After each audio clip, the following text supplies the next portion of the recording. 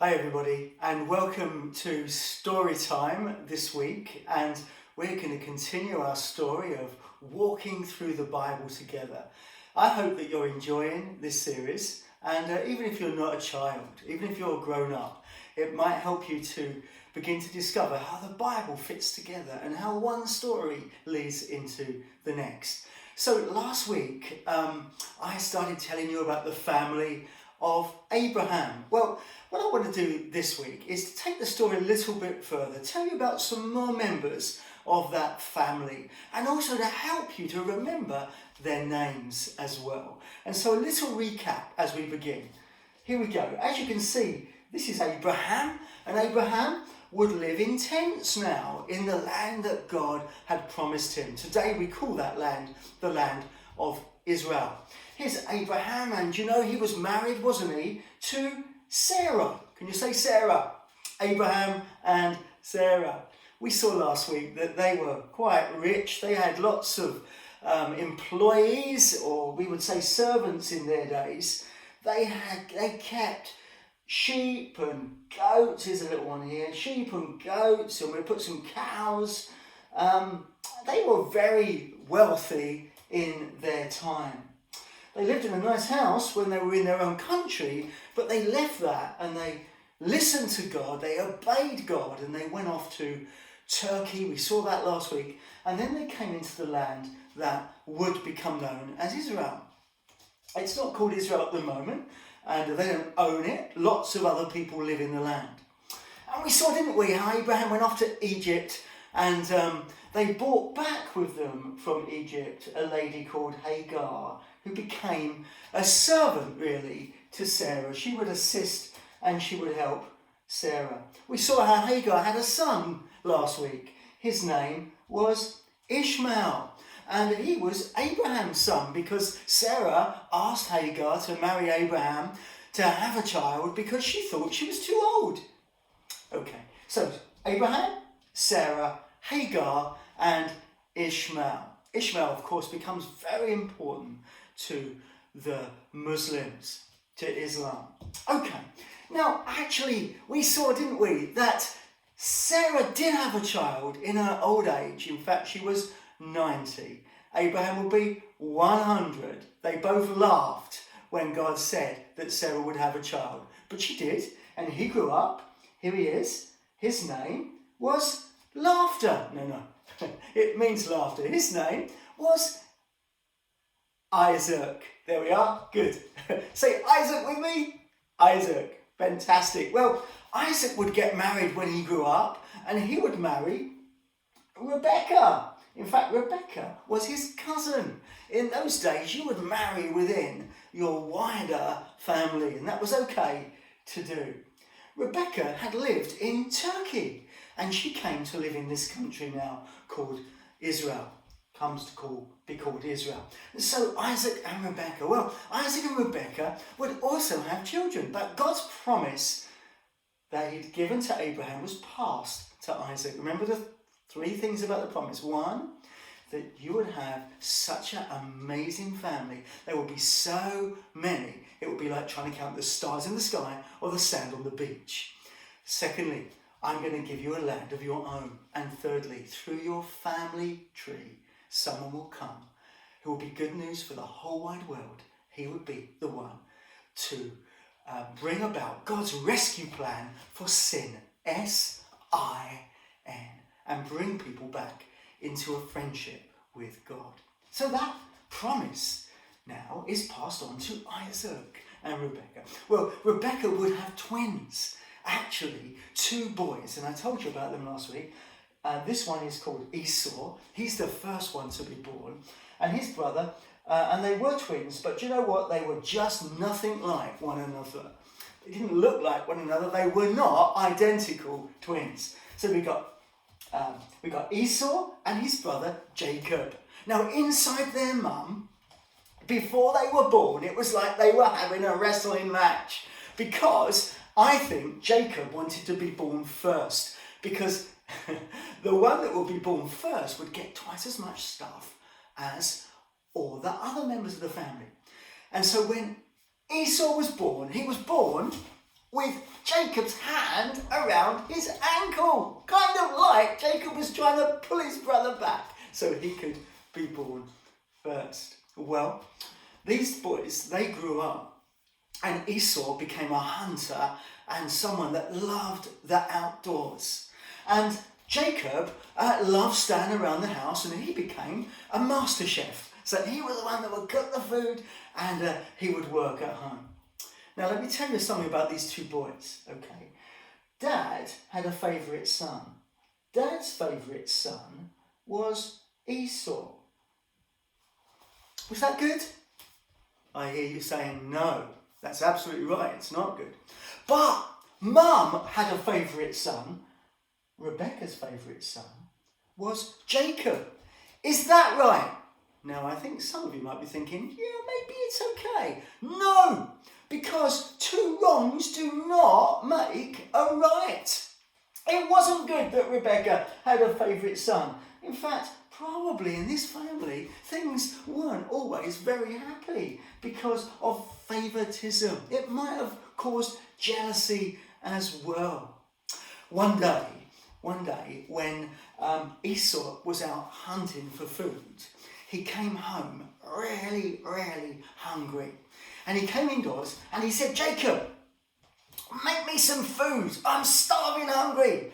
Jacob saw this as an opportunity, and he said to his brother Esau, Esau, I will make you food, your favourite food, if you let me be known as the firstborn son. Do you know, Esau said to his brother, what do I care about that? I want food. I am starving, hungry now. You can have it. For a bowl of soup or a bowl of stew, Esau gave something that was so important to his brother. Do you know what? Esau would probably regret that for the rest of his life. That was really a silly thing to do. Boys and girls, adults, never make important decisions when you're starving hungry. Never make important decisions when you're upset, when you're sad, when you've been hurt, when things are not going well for you. That is not a good time to make important decisions. Well, it got worse in this family, really, because one day when Dad was quite old and thought he was going to die, he called for his eldest son, Esau, and said to him, Esau, would you go and hunt me some food? Prepare it for me, because I want to give you a special blessing, because you're my eldest son. So he went off to hunt for food and to prepare it. When he had gone, Rebecca called Jacob and said, Jacob, quickly come. Your dad wants to give a special blessing to your brother. Listen, I'm going to make his favourite food. I'll prepare it. Your dad is almost blind. He can't see anymore. You take the food into your dad and pretend to be your brother. But Jacob said to his mum, but Mum, do you know what? I haven't told you this at the beginning.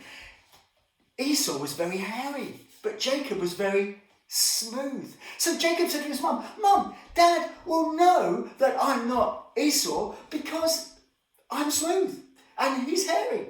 So what Mum did, she put a sheep's skin or a goat skin over his arm and around his shoulders, so that if Dad reached out to touch Jacob, he would feel and think that it was Esau. This isn't good, is it? Now Jacob is going to be lying to his dad. And that is exactly what he did. He went in pretending to be his brother. He gave his dad the food his mum had made, and his dad gave Jacob his brother's blessing. Jacob had stolen from his brother. When Esau came home, do you think he wanted to shake Jacob's hand? No, he wanted to hurt Jacob because he had deceived him. And this is what Mum and Dad did. So we put Mum, which is Mum, isn't it, over here. Here's Dad. What Mum and Dad did, they sent Jacob to another country, back to Turkey, actually, where some of the family lived. And that put some space between the two boys. And he went there for about 20 years, quite a long time. And I want to tell you what happened when Jacob was in Turkey. Do you know, he fell in love with his cousin. Yep, and this time his cousin's name is Rachel. Can you say Rachel? Okay, so he wants to marry Rachel. So he goes to her dad and he asks if he can marry Rachel. And Dad says, yes, you can marry Rachel if you will work for me, Jacob, for 7 years. And Jacob said, yes, anything. I love her so much. So he worked for 7 years and it seemed to go so quick, maybe like 20 minutes. And Jacob would marry Rachel. But Rachel had an older sister. Let's put her over here. Her older sister was called Leah. And Jacob wasn't in love with Leah, but you know what? On the day of the wedding, Rachel's dad, swapped his 2 daughters around. I don't know how this happened, but Jacob ended up marrying Leah. It says in the Bible that the following morning when he woke up, he probably screamed because there was Rachel's sister Leah. Jacob wasn't happy. I don't suppose Leah was very happy either. So he went to Dad and said, look, I love Rachel. So Dad said, okay, we always marry off the older daughter first, but you can have Rachel as your second wife if you will work for me for another, yep, I can hear you saying, 7 years. And so he worked for another 7 years, but he was able to take Rachel there and then. We would say hire purchase. He could have her straight away. So Rachel and Leah become wives of Jacob. Now let me ask you a question. Which one did he love the most? Rachel. Absolutely right. Now, how do you think Leah felt when she knew that her husband loved her sister more than her, and she'd been forced to marry Jacob by her dad? That was not very good, was it? Again, this is quite sad.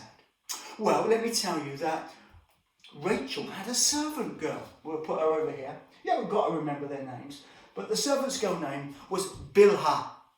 Bilhah, yep. And you know what? That's Rachel's servant girl, Bilhah.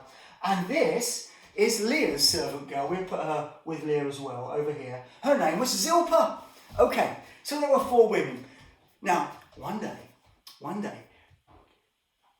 the Bible tells us that sadly Rachel couldn't have children.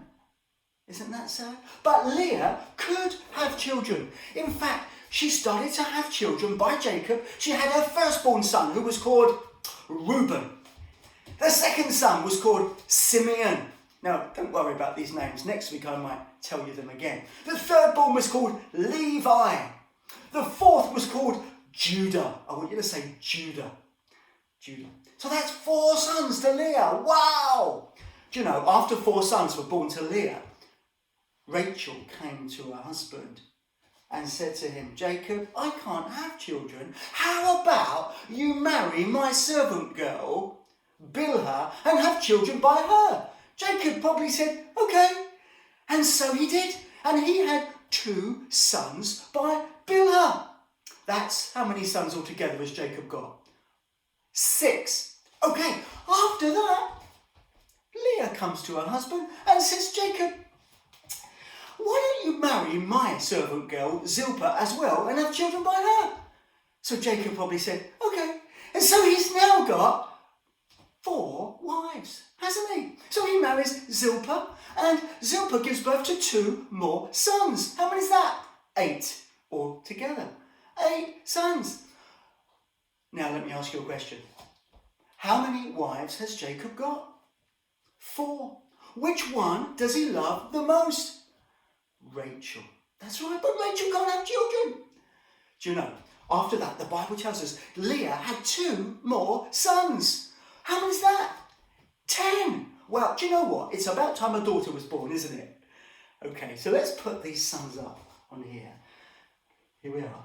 We'll tell you all their names next time we do this story. But there are 10 sons, and the Bible tells us that Leah gave birth to a daughter, and they called her Dinah. And here's Dinah. I'd like you to cheer. Yes, at last a daughter's born. Now the Bible tells us that God remembered Rachel. Yeah, he remembered that Rachel had no children. And the Bible said one day, Rachel gave birth to a son, and he grew up. Here he is, and he would be called Joseph. I'll tell you more about that in the coming weeks. Rachel would have one more son as well, and he wouldn't be born in Turkey. He would be born back in the land that we today call Israel. And sadly, when he was born, Mum, Rachel, would die giving birth to her son, and he would be the last one. His name would be Benjamin. So how many sons altogether did Jacob have? 12. And how many daughters? 1. I'm going to tell you more about this story later on. In the next week or so, we will continue with the amazing story of Jacob and sons and daughter. Hope you enjoyed today's story.